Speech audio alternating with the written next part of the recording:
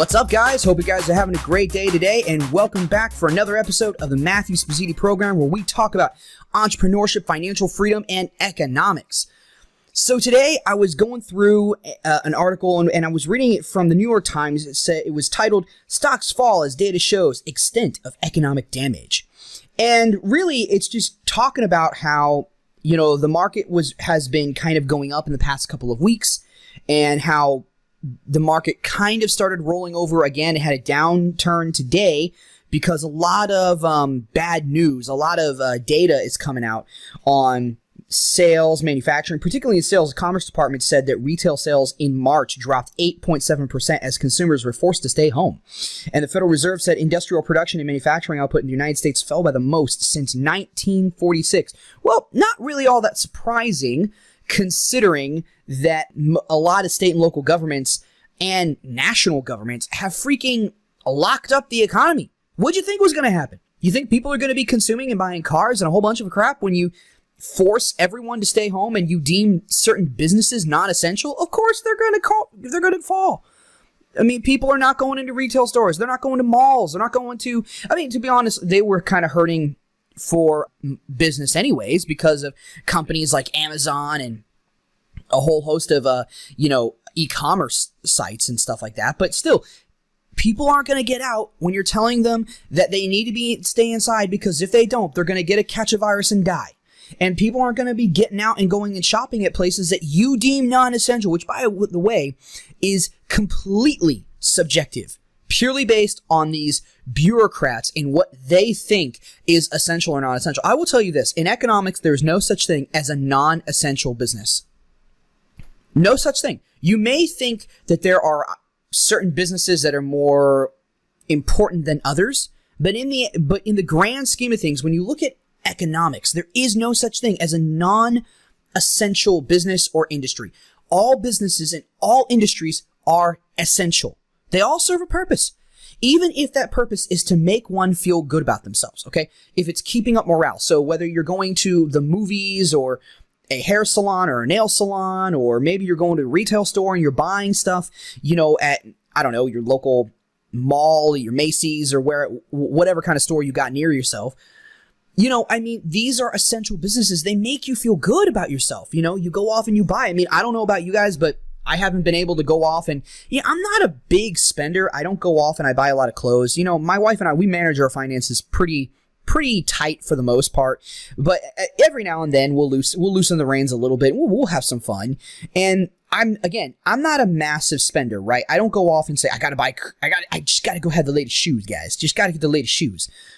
I don't really care a whole lot about clothing. My biggest, purchases that I like are I really like special watches. They don't have to be expensive, but the more expensive, typically, the more prestigious they are. So I like really nice watches. I like maybe suits. I would love to have a really nice suit. Funny, because I hate dressing up, yet I like looking nice in a suit. I just hate the way it feels. Probably because I've never actually had a suit that fit very well. I always wanted to get a custom-made one from companies like Indochino or something like that. I don't know if you guys have ever heard of them. They're really, really good. There's lots of companies that out there that do very similar things that Indochino does. But, I've always wanted to do one. They're not that expensive. They're around $400, so it's not too bad. But still, usually dressing up is rather uncomfortable. But there are things that I do like to. I love cars. So, of course, naturally, I would love to go buy a really nice car if I had the money for it, which, while I have money, it's not earmarked for a car. My cars are working just fine. But the point is that these types of things, they make us feel good about ourselves. There may not be an actual quote-unquote need, but then again, what you need is subjective for most people. What everybody genuinely needs is food, water, and shelter. That's it. You don't need a new car unless your car isn't running and the cost to fix it is astronomical, and you would rather it would be cheaper to buy a new car, and that could be used but new to you or whatever. Okay, that kind of makes sense because you legitimately needed to get back and forth to work. You need a new car. But just because you need a new car does not mean that you need to buy a brand spanking new vehicle that's going to cost you $300 to $600 a month in a car loan. That's ridiculous. Okay. And there's a lot of people I know out there, maybe even some of you listening to the show, you're going to find that offensive because guess what? You pay that money. You pay that kind of price. Don't do that again. Please, just do me a favor. Don't do that again. That's a lot of money to be paying for a car. You don't need to be paying that kind of money for a car. That is seriously reducing your cash flow, and that's not a good thing. If you're going to finance, try to finance as little as possible. And yeah, you can still do that and get a nice car. I'm speaking from experience. I've done this many times. My wife and I, we've always put a big down payment on lots of cars. We're pretty big savers, and we keep our expenses low. That's what we do. But anyways, that being said, this isn't a lesson about personal finances. Sorry about that. But there are no businesses or industries that are non-essential. That is purely a subjective term. I wouldn't be surprised whatsoever if businesses had lobbying groups, or not businesses, if politicians had lobbying groups come to them and lobby with them to get their business and their industry deemed essential. I wouldn't be surprised. These corrupt, just absolute crooks, they are probably sitting up there in their fancy offices and whatnot, and they are waiting for companies to send the lobbyists out in droves to go ahead and line their pockets with cash to say, how much do we have to pay you to get you to consider our industry as essential? Guarantee you, I absolutely guarantee you, the minute they started talking about, what they were going to deem essential or not essential, I guarantee you they had lobbyists coming to them trying to bid for their industry to be essential. And you know what? The people that get hurt the most by that are companies and industries that don't really have large corporations to lobby for themselves on their behalf. Yeah, I know for a fact that, I got a friend, she's really, really great girl, practically part of the family. And she went to school to be a deep tissue masseuse. It's more or less what she went to school for. At least as far as I'm aware. She may tell me it's something different, but I know she does deep tissue massages and whatnot. And she's really, really good. My wife has gone to her many times. That being said, though, deep tissue masseuses and stuff like that, they're not deemed essential. So they can't operate. Yet a chiropractor is. I don't know how that works. But for some reason, some states are classifying them as essential and someone who does deep tissue massaging not. The point is that she can't do her business. I mean, she did a really great job. She didn't go massively in debt. She didn't go and get a worthless college degree like so many other people did, like myself. And she just decided to go and do something really cool, learn a really good skill, and now she can't even use it because some bureaucrat has deemed what she does non-essential. I fail to see how massaging people, making them feel good, helping them with some medical, expenses, maybe they don't want to take medication or something that a traditional doctor would offer. I fail to see how that's not essential. That is essential. There is no such thing as a non-essential business. Every business, every industry serves a purpose. That being said, though, we are starting to see a lot of economic data that's coming out, as in sales, manufacturing. Here it says the German economy ministry said economic output in Europe's largest economy was likely to plunge almost 10% from April through June. I mean, they're now starting to also call not Germany's economy ministry, but they are starting to call for a 40% decline in the economy, retraction in the economy. And they are also saying, let me see if I can find it here. I think there are also claims that there should be an economic contraction of like 3% for the global economy, which is really, really, really bad. Let me see if I can find it here. Okay, here it is. Yeah, it's International Monetary Fund, IMF. They have projected that the global economy would contract by 3% in 2020. Granted, I think that's a bit, I don't know, that seems a bit optimistic to me. I can't tell you what I honestly think is going to happen because I don't know, but 3% sounds too low. But apparently that would be its worst downturn since the Great Depression and an extraordinary reversal from earlier this year when the fund forecast that the world economy would outpace 2019 and grow by 3.3%. So it would be the worst contraction since the Great Depression is what they're saying, even at 3% if that's actually what we get. But it just, guys, this is what one of the things in this article I really, really didn't like was how the article basically phrases how it phrases the economic damage and what it's being caused by. It says stocks tumbled on Wednesday as investors faced a stream of bad news about the economic damage caused by efforts to contain the coronavirus pandemic, including data that showed a historic plunge in retail sales and a slump in factory output. Okay, right there, they briefly mentioned caused by efforts to contain the coronavirus pandemic. They don't really beat down on it. They briefly mention it. And honestly, this is one of the first articles that I've read that actually says it was caused by the efforts. That's actually pretty surprising that they even mentioned that. But a lot of times people are just talking about this, how it's the coronavirus. The coronavirus did this. It's like, no, the coronavirus didn't. The governments did. The governments have caused this to happen, not the coronavirus. The governments, in their interventionist policies, have intervened in an area they should not have intervened in. I'm going to say that right here, right now. That's going to make a lot of people very angry. He's like, what, would you rather just have people die in the streets? No, of course I wouldn't. But it's not right for the government to intervene on something they don't really know how bad it's going to be. I mean, they just automatically assumed that this is going to be a really, really bad pandemic that's going to kill millions of people. They just automatically assumed it was going to be awful.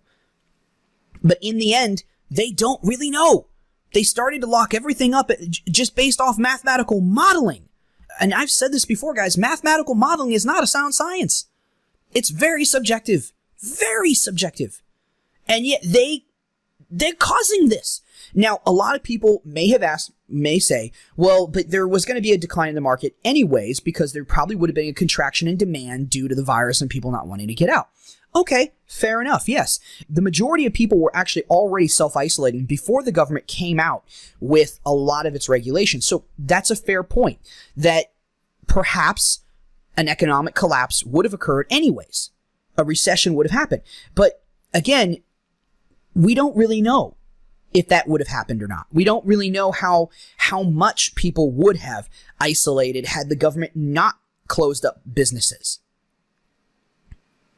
In the end, we genuinely don't know how bad it would have gotten. And in reality, I have a tendency to feel that there would have been a lot of people who would have said, I don't really care. I'm going to go off. I'm going to watch movies. I'm going to buy clothes. In fact, this is the best time to get sales because demand has taken a dive. So it probably would have caused some kind of a crisis. But my argument is that I don't believe that the crisis would have been nearly as worse had the government not intervened. Granted, again, we won't ever know because that's not the situation, but that's my take on it. No, I don't want a lot of people to die. Okay, no, I don't want millions of people dying, but you're assuming that would have happened. You don't know if that would have happened. I don't believe that would have happened had the government not intervened. I don't believe that would have happened. If it did happen, if you were to really pin me down and say, hey, what if the government did not being involved would have caused millions of people to die? Would you have supported something? My answer would probably still have been no. And it's really, really hard for me to say that because that's a very tough position to take. It's not a popular one. But in reality, liberty comes with a heavy price. But anyways, another thing that I really wanted to kind of talk about here is this article kind of jumps around by topics and stuff. I mean, like most articles, it's divided up into sections, but not all the sections are completely linked. I mean, they're kind of loosely linked, like coronavirus and the economic calamity that's going to be caused as a result of the government, interventionist policies. But also, here's another one that says Amazon will suspend operations in France over a labor dispute. And I really, really wanted to read this because I thought this was a very, very good lesson that I wanted to talk about. Just something that it really irks my chain. It really gets me really angry that this has happened, that a government would even do this. So it said, Amazon said Wednesday that it would be temporarily halt its operations in France after a court ruled the company had failed to adequately protect warehouse workers against the threat of the coronavirus and that it must restrict deliveries to only food, hygiene, and medical products until it addressed the issue. Amazon, of course, contested the findings of the ruling handed down Tuesday by a civil court outside of Paris and said it would appeal. The court had given the company a deadline of Wednesday evening to carry out the order or face a fine of €1 million, which is about nearly $1.1 million per day. Fine of €1 million per day. Amazon says, we have suspended activities in our distribution centers in France despite the huge investment we have made to ensure and strengthen safety measures for our employees. Amazon said in a statement, adding that it was perplexed by the court's decision. The threatened fine was too steep to risk not complying, Amazon added. So basically, the company came out and said, we have concrete evidence that it had worked to strengthen safety measures and that there was overmounting evidence that they had essentially complied with what France had wanted. But because of unions and stuff like that, they're now under attack. And Amazon itself is also under attack for even trying to make more and more money in this type of environment. And this is very typical of a socialist government, right? In a socialist country where the majority of people are fully in favor of this kind of garbage. But what I love more than anything else is how Amazon can stand up and say, you know what? We're providing your people a service. We are shipping them items to them. They don't have to get out. We are providing them a service by giving them stuff that they want without having to get out and risk getting infected. We are essentially, our business is helping you to reduce infectious rates at the same time as giving you products for a good price. And France says that's not good enough. How dare you try to make a profit in this environment? How dare you not provide enough safety for your employees? We're going to shut you down. So you know what Amazon said? Fine, screw you. We're just going to shut operations for a while. Good luck. Have fun without us. And probably what's going to happen after this is, the government's probably going to backtrack a little bit. No. We need Amazon to stay open. So they'll probably come to an agreement that Amazon might pay a fine. I don't know. But they may actually end up paying something. They may come to some form of an agreement so they can continue to operate in France. But one of the reasons I like this story is because one thing that I hate about socialistic governments, is that they are so envious and greedy. They accuse business owners for being greedy, but they are just as greedy. If they are worse than the business owners. Okay? They are worse than greedy business owners, which I don't think business owners are being greedy, to be completely fair with you. But if you're going to go with that notion, you're going to believe that, they're worse. They don't like the idea that a business is making money in a time when other people are suffering. They don't like the idea that someone is providing genuine value and making everybody else's life better by providing them products for a very cheap cost. They don't like that. I mean, how? Why not? Well, because you're making money. Well, because you're not protecting your employees enough. You know what? What I love more than anything else, and this is my opinion, there's no speaking reason into these socialists' minds. There just isn't. So you know what? Screw you. We're not going to do business here. Have fun without us. All right? I love that. I love it when companies buck against governments. When companies have enough weight that they can throw around and say, no, you're not going to make us do that. And if you're going to try, we're going to not do business here. And you need us. Your country desperately needs us. And I love that. See, so many people they're so concerned about businesses getting too overly strong and overly big. Look, a good business can only get large if they provide a very, very high quality product at a cheap cost. They can only get that big by providing value to their customers. There really is no other way. Whereas the government can get that big because someone freaking votes for them. The politicians, they hoard themselves out for votes all the time, and that's how they get big. And the government is one of the biggest corrupt companies in the world. The government is a company. But they're a company that gets to make the rules. Whereas other companies, again, they're only big and they're only making a lot of money in the event that they provide value to the customers. What else should they do? Should they not do that? I mean, seriously, Amazon is providing value to people. Okay? they're providing a lot of value to people at allowing them to get cheap items, and they don't even have to get out. It's all delivered straight to your door. I use Amazon all the time. I'm sure that a lot of you guys do. I fail to see why we need to attack companies like this that are providing value.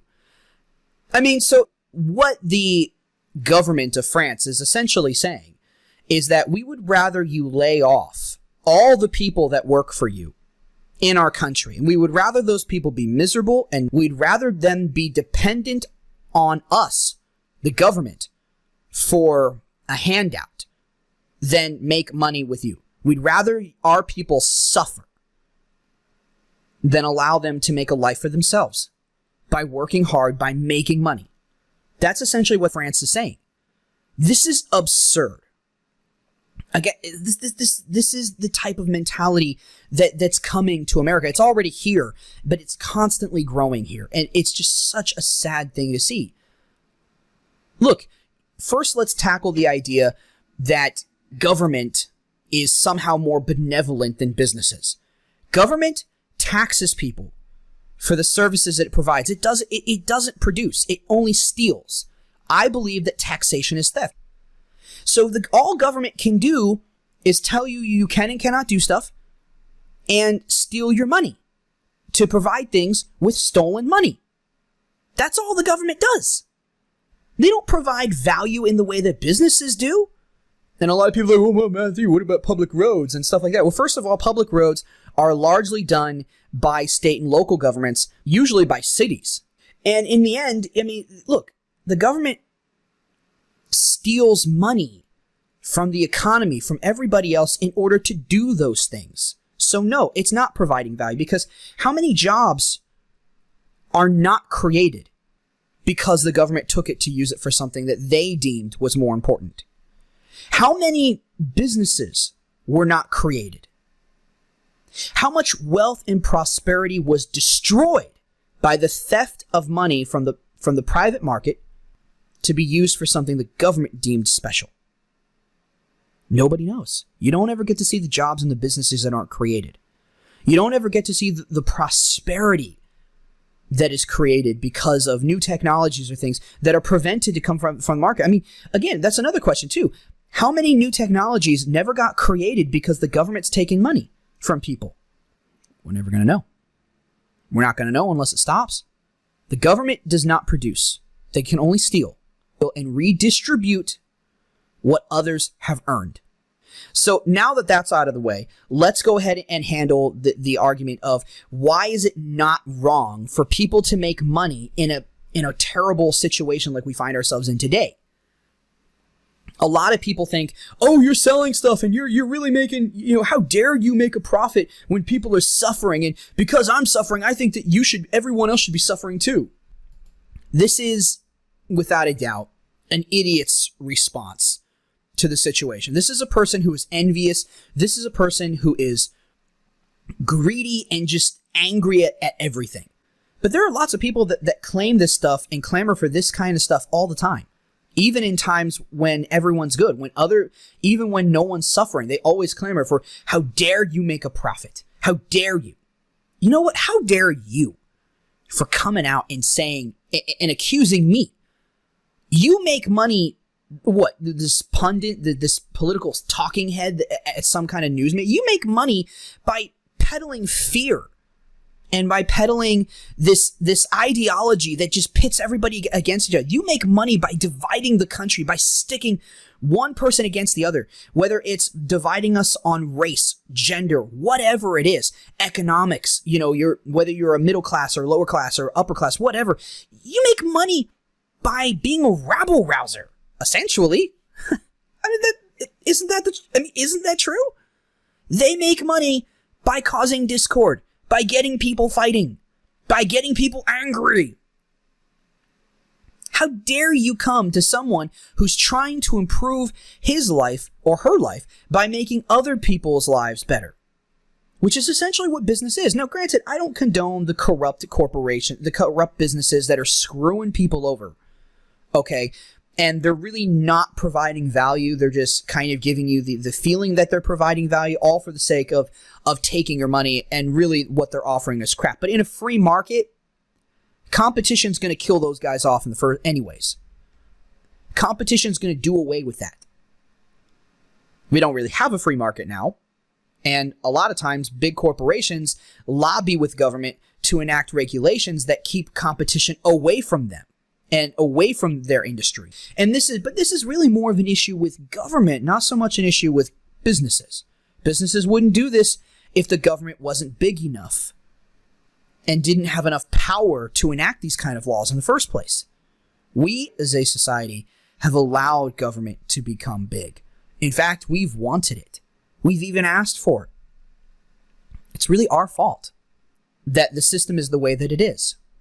You don't like it? It's our fault. It's your fault. It's my fault. We have voted for politicians for years, and nothing has changed. Things just continue to get worse, and yet we still continue to vote for them. We think, well, it's better to vote for this guy than that one. It's our fault. But this very notion that it's wrong for someone to make money in a crisis, it's bad. It's just bad. I don't know how else to say it. It's just awful. So what would be better? Me adding to the bread lines, waiting there, being one of those people who have to wait there for hours? Would that be better? I'm contributing to the problem? Would that really be better if I was, again, dependent on the bread line? If I had to wait there? I mean, I'm one extra person. Wouldn't it be better if I worked really, really hard to not be in that bread line? Wouldn't it be better if I worked really hard and I could actually give money to maybe the company that's handing out the bread so that they can buy more bread? Wouldn't it be better if I gave money to my friends and my families and I was so wealthy that I was able to help them? Not only was I able to help them in their time of need, I was also able to teach them how they could do what I do. Or I could teach them how to make money so that they don't have to be dependent on a corporation or the government. Wouldn't that be better? So don't we all have a obligation to try and become as wealthy as we possibly can so that we are not dependents, so that we don't have to sit in the bread line, so that we don't have to wait for the government to send us checks? I think we have an obligation to. It is our duty to become wealthy and successful so that we don't have to be in that boat. Look, if you're in that boat, then I'm sorry. It sucks. It really does. Look, I mean, before you guys want to come down on me and try to accuse me of being heartless, let me tell you, I know what it's like to be in those situations. Back in 2012, I'm pretty sure I've told you guys this story. I'm going to tell you again. You're going to hear it a lot probably throughout the course of this podcast. And just, if you're following anything I do, it's a big driver of why I do what I do. And in the end, back in 2012, my wife and I, we're newlyweds, and we were living with some friends of ours. And, well, our friends, the husband lost his job. And he got an old job back, but they weren't making the money that they were once making. And they had this big new house that they bought when he essentially was making all the money. But now that he was making less, he kind of not poor, but he started to really struggle. He wasn't making the money necessary to keep paying on the mortgage. They were barely scraping by, and eventually it all came to a head, and we ended up getting evicted. Everybody did. Our friends got evicted. We got evicted. Our stuff was out on the front lawn. It was, imagine that. Being newlyweds. Our stuff was out on the front lawn. My friends' stuff. They had lived in that house for years. They had a family in there. They had a family there. It was so painful to ever have to see that happen. I don't want anyone to have to go through that. I don't want to go through that ever again. I don't want anyone to have to go through that. Ever. It is one of the most painful and embarrassing things to ever happen. The family, our friends, they lost like actual stuff that they owned. Because, when the sheriff comes and they have people, take stuff out of your homes, they're not being careful. They're just trying to get it out as fast as possible. A lot of stuff got damaged and lost. I don't want to belabor it. It's really, really painful for me to talk about. Not to mention, I want to be respectful to the friends. I don't want them to, feel bad or anything. Look, it could happen to anybody. It's not anything that they should feel ashamed about. It's just, it hurts. It was painful, genuinely painful. And so I want you to know, I understand. I get it. All right. I understand what it's like to have to lose everything, or at least lose a lot of stuff. I mean, I understand what it's like. I've lived through it. What I can tell you is that there is light at the end of the tunnel. There is the way to get out of this whole mess. And that is to become financially free by controlling the source of your income. If you, and I know I talk about this all the time, but seriously, it's something you need to consider. There's so many ways that you can do it too, but you need to control the source of your income. You need to start your own business. And that doesn't have to be a brick and mortar store. That could be a blog. That could be a YouTube channel. That could be getting a website would be a blog, but that could be doing what I'm doing, trading Forex, talking about my journey into the Forex markets and trying to become a consistently profitable trader. That could be what I'm also doing with a podcast. I'm doing a lot of different things all at once. Probably shouldn't be doing so much stuff all at the same time, to be completely honest with you. But hey, that's what I'm doing. I'm trying. I'm trying to make money and to control the source of my income so I don't have to be dependent on anyone ever again. Whether it's the government, whether it's another company for an income, I don't want to be dependent on somebody else. I want to be independent. I want liberty. Give me liberty or give me death. I don't want to be dependent on someone else, because if I'm dependent, I am not free. That's a really hard message to preach. I'm willing to do it because, quite frankly, guys, I don't want you to have to live through what I had to live through. I don't want anyone to have to live through that, to have to be waiting in the breadline. I don't want anyone to have to be doing that. I don't want people to have to go to the government and ask for essentially taxpayer dollars to be funded to them because they lost their job. I mean, you know how many people feel like they just lost their self-worth by losing their job and now having to go to the government for money? There's some people that don't care, but there's a lot of people that feel they tie a self-worth to themselves through their job. And if they can't be the ones that provide for their families, then they don't feel valuable anymore. Please, if you are in that boat, let me tell you, you are valuable. You are very valuable. We all have something that we can do. We all have something that we can teach others. I mean, with regards to, making money online and stuff, there's a million and one things out there to do. If you don't want to teach, you don't have to teach.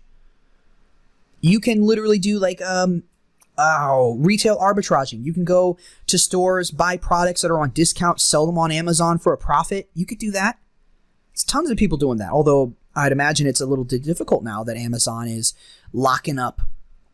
Well, they're not really locking up, but they are, how would you say? They're prioritizing stuff better. So if you invested a lot of money in inventory, your inventory would be stuck.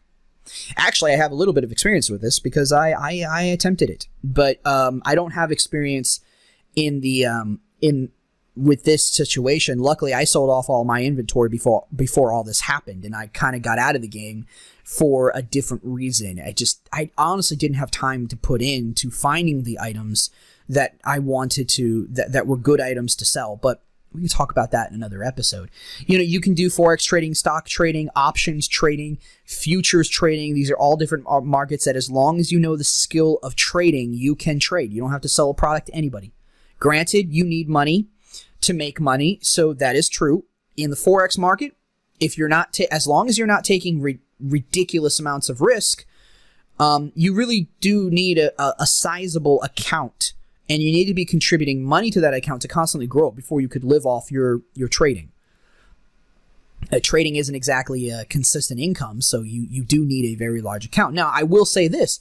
If you're trading with options, you don't need as much money because it essentially comes with a much higher leverage, meaning you can lose a lot of money, but you can also make just as much. Unfortunately, most people end up losing money. I do have some experience in options trading. I have traded some options before. That's actually where I kind of started. I traded options without a trading strategy for a little while, for a couple months. And up until I realized that, this is not what I should be doing. I need to continue with my backtesting. What really happened was that I had all this money that I wanted to trade with, and I had all this knowledge of trading. And I knew that I was supposed to have a trading plan, all that. I decided to ignore it because I had this money burning a hole in my pocket, and I wanted to prove myself, type of thing. And luckily, I didn't sustain any losses before I stopped doing it. I actually grew a $1,000 account to $1,500, which, it's not a lot of money, but in percentages wise, I grew it by 50%. That's pretty good for me. And I stopped while I was ahead, and I continued to, and then I said, okay, I need to backtest. So anyways, and then I got into the Forex market and a whole bunch of other stuff. But there's a lot of different things that you can do. If you don't like being on camera, first and foremost, if you have a passion, you can make money off of that passion, whatever it is: cooking, sewing, trading. Maybe you like yard work. You can talk about yard work, landscaping. You can talk about craftsmen. Working on wood. If you're a woodworker. If you like working on cars, there's an unlimited amount of demand for what you love to do. And if you don't know what you love to do, then you really need to try to figure it out. That's probably the hardest part, is figuring out what you love to do. But in the end, you really have to make the mental shift that stop being envious. Stop looking at other people and pointing the finger at them and saying that it's their fault. Stop pointing the finger at them and saying that, Amazon's making too much money and they're getting richer and richer and everybody else is getting poorer and poorer and stuff like that. It's not Amazon's fault that people are getting poorer and poorer. That's the Federal Reserve. With inflating the currency, giving money to businesses and banks, that's the Federal Reserve's fault. That's not the company's fault. And honestly, the businesses are just acting within their own self-interest. Would you do any different? The government was going to hand you money. Would you not take it? Especially if you needed it? You would.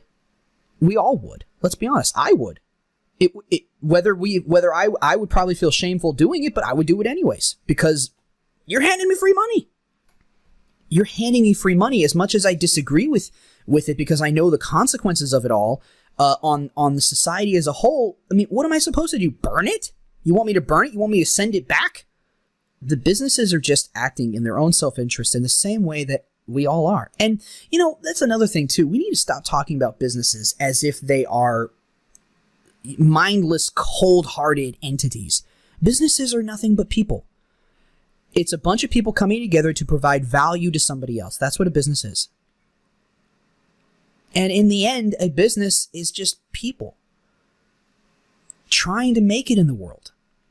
So literally, there needs to be a mental shift if you're going to control the source of your income. You need to stop blaming it on, well, I don't know what I would do. Well, there's too much competition in this area. Well, there's this. Well, there's that. Whatever. The list goes on and on and on. And you need to stop that. Point the finger at yourself. Take responsibility for your actions. Say, I'm in the boat that I'm in because of me. Sure, something bad may have happened that I couldn't foresee, but I can control my reactions to it, and I didn't handle it well. There's a very serious problem in this country with people not wanting to take a self-responsibility for their actions. There's a serious problem for people not wanting to point the finger at themselves and say, I'm a self-made person. I'm a self-made man. I'm a self-made woman. Regardless of whether that means I'm successful or poor. I am the captain of my fate and the master of my soul.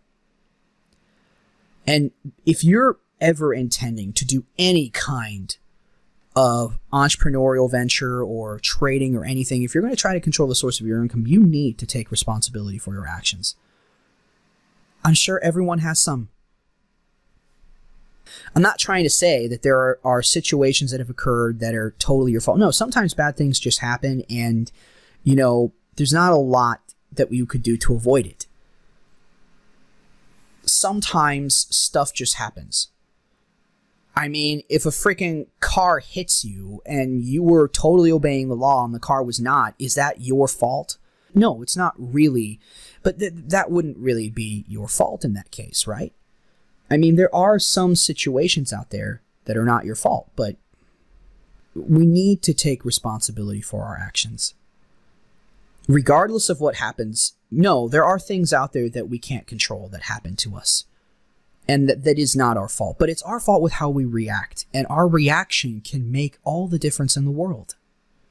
And look, you have to get over that mindset.